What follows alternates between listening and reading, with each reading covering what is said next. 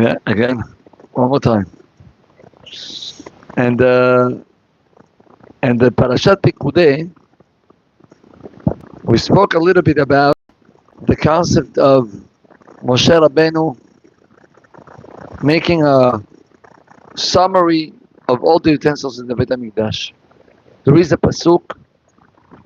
This pasuk has an explanation according to the Yalkut Shimoni that scares me. Why? The pasuk says like this. I don't remember exactly the words of the pasuk. The pasuk is talking that Moshe Rabbeinu, he was going to the Ohel Moed. The Ohel Moed was the place where the Shekhinah was there. And all of Am Yisrael was standing and watching Moshe Rabbeinu going to Ohel Moed. And they were waiting until it would come out. As soon as Moshe Rabbeinu was getting into Ohel Moed, there was a anan, there was a cloud that was coming down. And then, when he was finishing, so Moshe Rabbeinu was leaving and everybody was standing up again to watch him. The Yalkut Shimoni, I believe Rashi is bringing it. I'm not sure, give me 1 second. The Yalkut Shimoni writes down that there were two different types of people. He brings actually machloket. And it says, 1 second. He says, there were the people that were watching Moshe Rabbeinu going to Ohel Moed, and they were saying to each other, oh my gosh, what a zechut, what a merit to see the Gadol Ador, Moshe Rabbeinu, Adon HaNevi'im, somebody who is above and on top of the Malachim, and he lives among us. What an honor. That was one group of people. But then the Gemara writes, second opinion. The Yalkut Shimoni writes a second opinion that says that there were the really people who were talking negative. People were saying, look at this fellow, Moshe Rabbeinu. You know, his neck, it's white, and his legs are white. And it looks like Baruch Hashem is eating good. And it looks like Baruch Hashem, everything is, is having abundance. And then the other guy was telling him, what do you think? You think that came for free? Moshe Rabbeinu is using our money. I mean, at the end of the day, he worked for the Mishkan, and he didn't took 1 or 2 days. So for sure, he took a couple of millions to his pocket, and Baruch Hashem.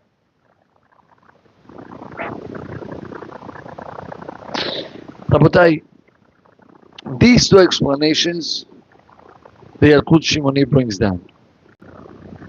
Let me ask you a quick question. How can a person dare to think in that way about somebody that Borei Olam speaks to him face to face? Explain to me. How it's possible to think in such a low way to somebody who you saw the 10 plagues being done by him, Kiryat Yamsuf being done by him, any question of the whole entire nation, what to do right now at this point in the desert, it will all depend on Moshe Rabbeinu. How it's that possible that somebody will think that Moshe Rabbeinu is in this type of low games?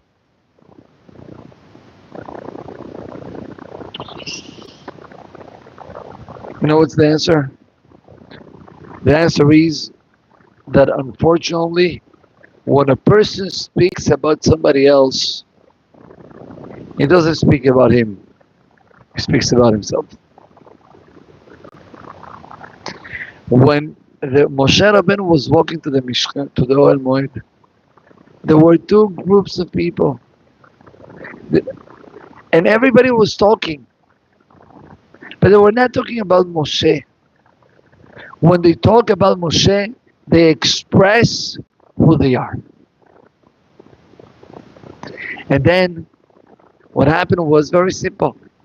You had the people that all what they looked in the 24/7 of their days was spirituality. You look for spirituality, you will see only spirituality. You will speak about that. And then you had people that all what they thought was about money and how to be more successful and the luxury, and I want to have this and I want to have that. And my dear friends, when that's your thoughts, that's where your head is, that's what you're going to see all the time.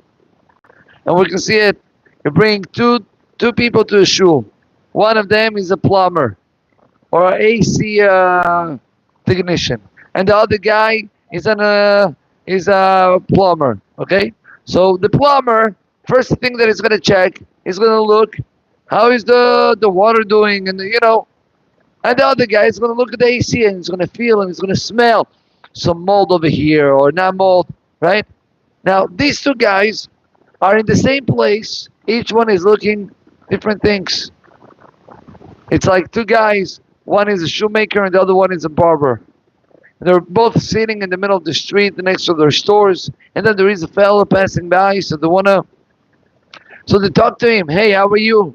As soon as somebody talks to him, to them, one guy looks up, the other guy looks down.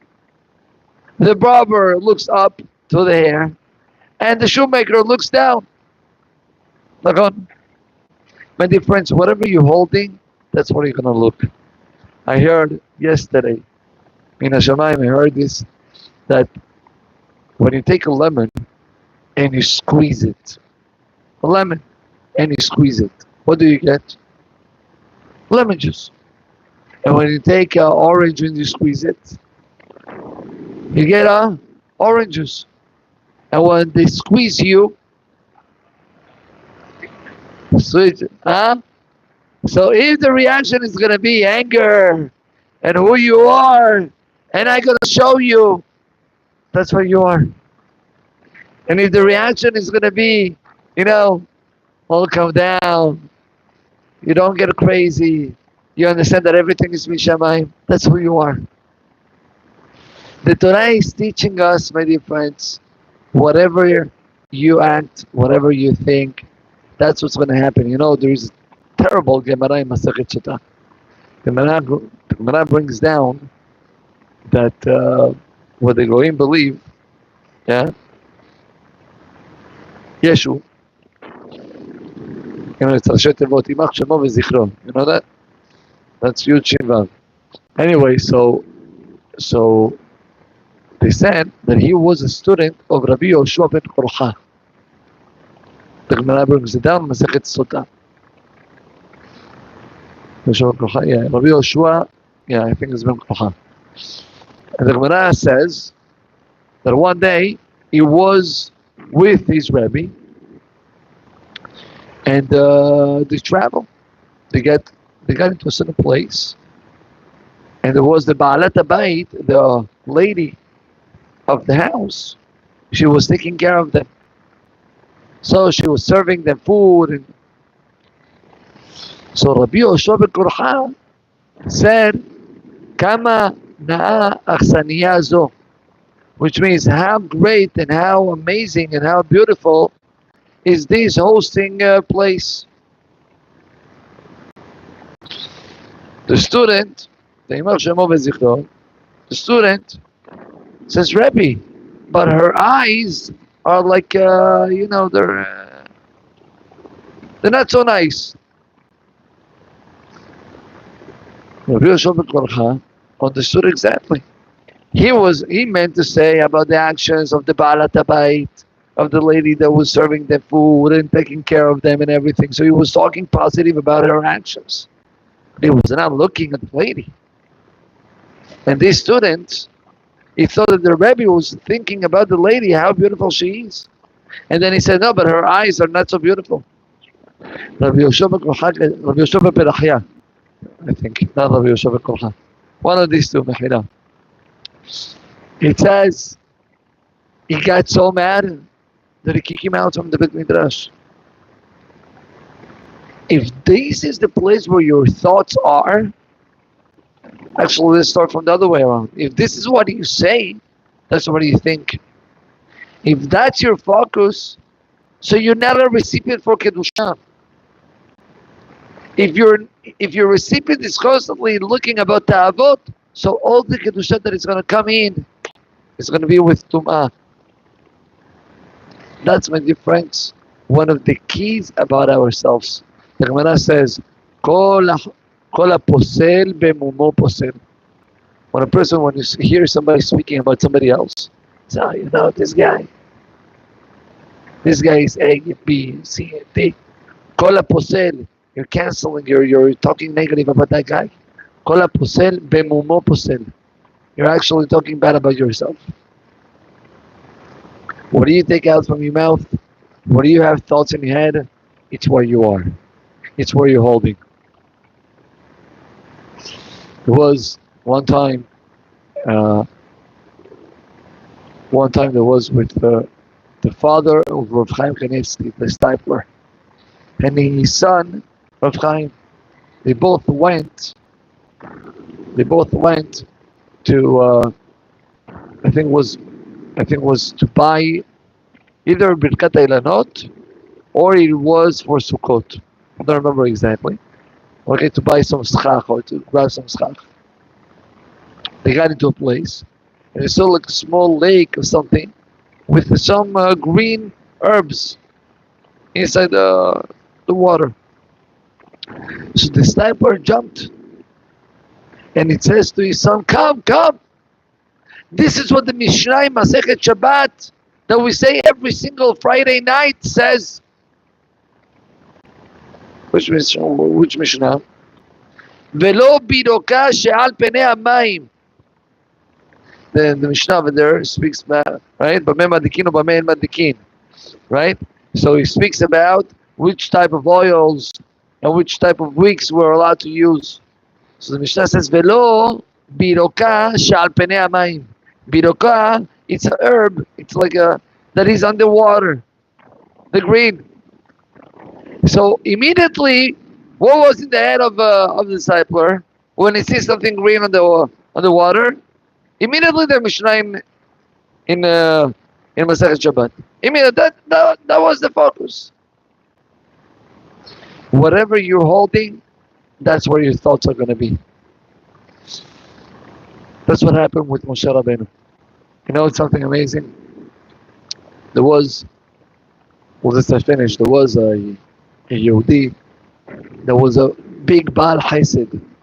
Big Baal Chesed. He was doing tons of help to widows and to orphans and to needy people. Everything in Bnei Brak. Very famous. Running the whole day long to do Chesed. One day, he goes to Rav Chaim Kanievsky for whatever question it was. Then Rav Chaim tells him, "If you don't mind, wait. I need to speak to you. Can you please wait?" He says, "It's going to be my honor. I can wait here days." So good. He waited. And then Rav Chaim calls him up. He says, "Listen, I need your help. There is a widow with 8 kids. And they don't have their basic needs." Say, "Rabbi, of course, that's what I do." "Who are they? Are they from here, Bnei Brak?" Says, "Yes." Now it was weird for him that he never heard about it. Maybe it's very recent because usually he knows about all the cases. So he tells him, so Rabbi Chaim Kanievsky tells him, "But are you sure you're going to be able to spend all their needs?" He says, "Yes, Mizdat Hashem." The Rebbe has a list. He says, "I had a list of a lot of things that they need to buy for the house."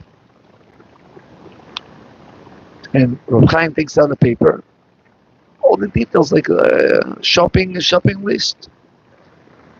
And I said, "Okay, sure, I'll do it." Where do they live? So the rabbi said they live in this street. So the guy is thinking, that street? I know that street very well. It's weird. I mean, I never heard that there was a widow with 8 kids. Which number in the street? And he tells him the number. Then he tells him also the apartment number.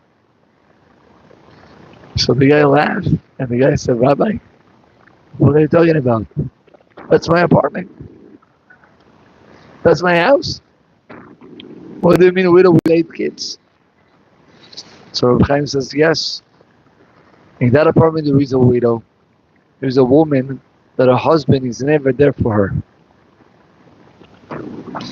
That whenever the wife calls you up, you tell her, listen, I have right now a very important case of a widow, of orphans, of chesed here, chesed there. And then she has to take care of all her kids by herself, alone. Says the rabbi, do me a favor, go buy all these shopping lists to that widow and kids. Ain't got such a smack from Chaim Kanievsky. Many times, my dear friends, we do great actions, but those great actions, if you dig inside, you do it out of kavod, out of honor. Whenever you do it out of honor, that's where your head is holding. If that's where you're holding, immediately those actions are not going to be delivered in the proper way. Whenever you do Avodat Hashem, you have to do it in the right way. Whenever you try to do it in the right way, then your thoughts and your way of talking is going to be in the right way. And then you will be from the group of people that whenever they were singing Moshe Rabbeinu, they were speaking positive. And Ahad v'Shalom from the other group. Baruch Adonai Le'olam. Amen ve'amen. Rabbi Hananel ben Avishav, Menachem, Kadosh Baruch Hu, Zechut Yisrael Lefichach. ונבא להם תורה ומצוות שלהם